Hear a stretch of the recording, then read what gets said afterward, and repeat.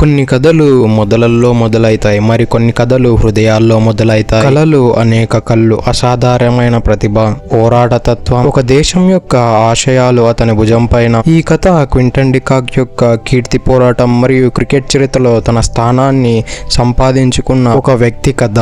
Quinton de Kock December 8, 1992న south ఆఫ్రికాలోని జోహాన్స్బర్గ్ లో జన్మించాడు. చిన్నప్పటి నుంచి క్రికెట్ పైన ఎక్కువ మక్కువ పెంచుకొని జోహాన్స్బర్గ్ లోని కింగ్ ఎడ్వర్డ్ 7 స్కూల్లో చదువుకుంటున్నప్పుడు ఇక్కడ అతని క్రికెట్ నైపుణ్యం చాలా పెరిగిపోయింది. ఇక్కడ ఇంకా క్వింటన్ డికాక్ ఎటువంటి మనిషి అంటే అతడు చదువుకోవడానికి అసలు ఇష్టపడేవాడు, స్కూల్కే పోయేవాడు అసలే కాదు.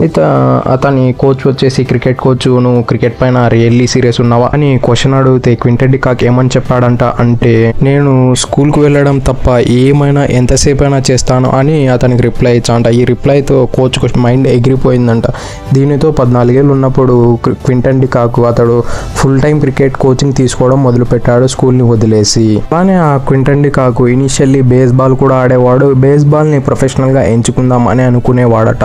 అలానే అమెరికాకు వెళ్దామని కొన్ని ప్లాన్స్ కూడా వేసుకొని ఉన్నాడంట. అన్ఫార్చునేట్లీ అతడు క్రికెట్లోకి వచ్చేసాడు. చిన్నప్పటి నుంచి క్రికెట్ ఆడుతూ పెరిగాడు. అతని ప్రతిభను గుర్తించి తన తల్లిదండ్రులు కూడా అతన్ని చాలా వరకు ప్రోత్సహించేవాడు. చిన్న వయసులోనే అతడి ప్రతిభ బయటపడింది. డికాక్కి తన తల్లిదండ్రులు తన క్రికెట్ కెరియర్ కోసం ఎంతో మద్దతు తెలిపారు. అతని క్రికెట్ కళలు సహకారం చేసుకోవడానికి వారు ప్రోత్సహించారు. వారి మద్దతు అతనికి చాలా అవసరం వచ్చింది. అతడు ఇనిషియల్లీ స్కూల్లో ఆడేటప్పుడు అతని టెక్నిక్, అతని టాలెంట్ అనేది బయటపడడంతో అక్కడి నుంచి అతడు డొమెస్టిక్ క్రికెట్ కు సెలెక్ట్ అయ్యాడు. అలా క్వింటన్ డికాక్ కేవలం 16 ఏళ్ల వయసులోనే తన డొమెస్టిక్ డెబ్యూ చేశాడు. 2009-2010 సీజన్స్ లో అతడు ఆడాడు కూడా. ఆ తర్వాత 2012, 2013లో హార్విల్స్ లయన్స్ అనే ఒక టీం ని కూడా రిప్రజెంట్ చేశాడు. అక్కడ చాలా మంచిగా పర్ఫామ్ చేస్తూ 2012లో అండర్-19 టీం కూడా సెలెక్ట్ అయ్యాడు. అక్కడైతే అండర్-19లో మన క్వింటన్ డికాక్ అయితే 4th హైయెస్ట్ రన్ గెటర్ గా నిలిచాడు. ఆ తర్వాత ఇనిషియల్లీ అతని బ్యాటింగ్ టెక్నిక్ ను మరియు అతని domestic game south African selectors చాలా బాగా అబ్జర్వ్ చేసి ఆ తర్వాత అతన్ని డిసిషన్ తీసుకొని 2012లోనే T20 లో డెబ్యూ చేశాడు. ఆ తర్వాత నెక్స్ట్ ఇయర్ 2013లో జనవరి 19న అతడు ODI డెబ్యూ చేశాడు అగైన్స్ట్ న్యూజిలాండ్. ఇక్కడైతే అతడు ఏకంగా వరుసగా 3 సెంచరీలు కొట్టి అతడు ఎవరు అని ప్రపంచానికి తెలియచేశాడు. అక్కడి నుంచి క్వింటన్ డికాక్ మొత్తం అతని బ్యాటింగ్, అతని పేరు మొత్తం మారుమ్రోగిపోయింది వరల్డ్ వైజ్. అలా సౌత్ ఆఫ్రికా టీంకు 2 ఫార్మాట్లో సర్వ్ చేసుకుంటూ 2014లో అగైన్స్ట్ ఆస్ట్రేలియా టెస్ట్ డెబ్యూ చేశాడు. టెస్ట్ లో అయితే తను ఒక డిఫరెంట్ పర్స్పెక్టివ్ లో ఇతడు బ్యాటింగ్ చేసేవాడు. లిటరలీ అది ఎలా అంటే వీళ్ళు అప్పుడు ఆస్ట్రేలియన్ సిరీస్ ఆడుతూ ఉండగా ఇతడు ఫస్ట్ సిరీస్ లో, అది కూడా ఇప్పటికే one of the top bowler అయిన నెథన్ లయన్ ని అందరూ స్ట్రగుల్ అవుతుంటే ఇతడు పోయి ఒక కొత్త ఐడియాతో నేను అతన్ని బిహైండ్ ద వికెట్ కొడుతా అని చెప్పి మరి అతన్ని ఎగ్జిక్యూట్ చేశాడు. తోటి ప్లేయర్లు అయితే అతను నేను అది చేయలేవు, అతడు చాలా పెద్ద బౌలర్ అన్నారు, కానీ నీ ఇష్టం అని అన్నారు. కానీ అతడు రియల్లీ ఎగ్జిక్యూట్ చేసి చూపించాడు. అది బిహైండ్ ద వికెట్ స్వీపులు, రివర్స్ స్వీపులు కొట్టి నేథన్ లయన్ లాంటి అప్పటికే దిగ్గజ బౌలర్ గా మేకింగ్ అయిన అతన్ని బ్యాక్ ఫుట్ లో పెట్టగలిగాడు. ఇక అలా క్వింటన్ డికాక్ 2013లో సన్ రైజర్స్ హైదరాబాద్ తరఫున డెబ్యూ చేశాడు. అక్కడి నుంచి IPL లో కూడా అతనైన ప్రదర్శన కనిపిస్తూ ఉన్నాడు. ఆ తర్వాత అయితే 2014లో మళ్ళీ ఢిల్లీ డేర్ డెవిల్స్ అడాప్ట్ అయిపోయాడు. అక్కడ ఏకంగా 4 ఏళ్ల వరకు ఆడాడు. ఆ తర్వాత 2018లో మళ్ళీ రాయల్ ఛాలెంజర్స్ బెంగళూరుకు వచ్చాడు. ఆ తర్వాత 2019లో మళ్ళీ ముంబై ఇండియన్స్కి వెళ్ళాడు. ఆ తర్వాత 2 ఏళ్ళు లక్నో సూపర్ జైంట్స్కి ఆడాడు. ప్రస్తుతం అయితే కోల్కతా నైట్ రైడర్స్ దగ్గర ఆడుతున్నాడు.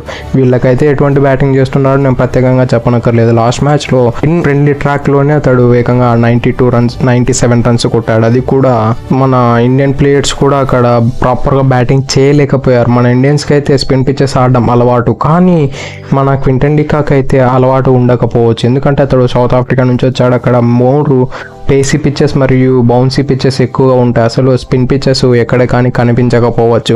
అటువంటి పిచ్చెస్ నుంచి వచ్చి అతడు విత్ ఈజ్ స్పిన్నర్లని స్వీపులు, రివర్స్ స్వీపులు మరియు అటువంటి ఎన్నో షాట్లను ఎగ్జిక్యూట్ చేసి ఈజీగా 97 రన్స్ కొట్టి మ్యాన్ ఆఫ్ ద మ్యాచ్గా నిలిచాడు.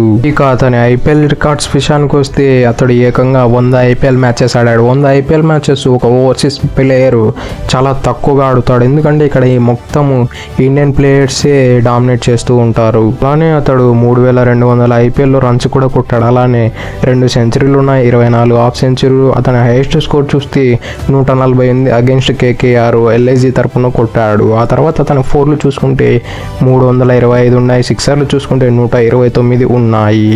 అతడు యాజ్ ఎ వికెట్ కీపర్గా కూడా చాలా కాంట్రిబ్యూట్ చేశాడు ఐపీఎల్కు.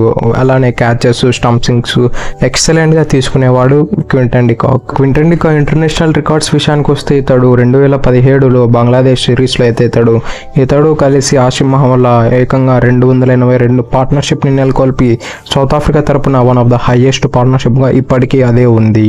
అలానే టెస్ట్ క్రికెట్లో highest wickets in fastest time అని ఒక రికార్డ్ ని కూడా నెలకొల్పాడు. అది కూడా కంప్లీట్లీ 200 డిస్మిసల్స్ చేశాడు షార్ట్ టైంలోనే. అలానే క్వింటన్ డికాక్ 2020లో South African cricketer of the year గా ఒక అవార్డుని కూడా గెలుచుకున్నాడు.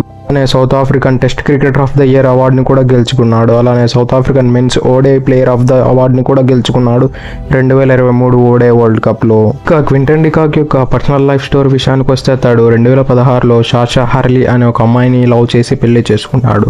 ఆ తర్వాత వాళ్ళకు 2020లో కియారా అనే ఒక అమ్మాయి కూడా పుట్టింది. ఇంకా క్వింటన్ డికాక్ యొక్క హాబీస్ విషయానికి వస్తే అతడు ఫిషింగ్ మరియు గోల్ఫ్ అంటే చాలా ఇష్టము. అది ఎంతలా అంటే 2016లో నేషనల్ టీం నుంచి అతన్ని డ్రాప్ చేస్తే అతడు వెళ్ళి ప్రాక్టీస్ చేయకుండా వెళ్ళి ఫిషింగ్ చేశాడు. అంత ఇష్టం అతనికి ఫిషింగ్ అంటే. That's it for today. ఇలాంటి మరిన్ని వీడియో కోసం మన ఛానల్ సబ్స్క్రైబ్ చేసి డైలీ ఫాలో కండి. Thank you for it. Have a nice day.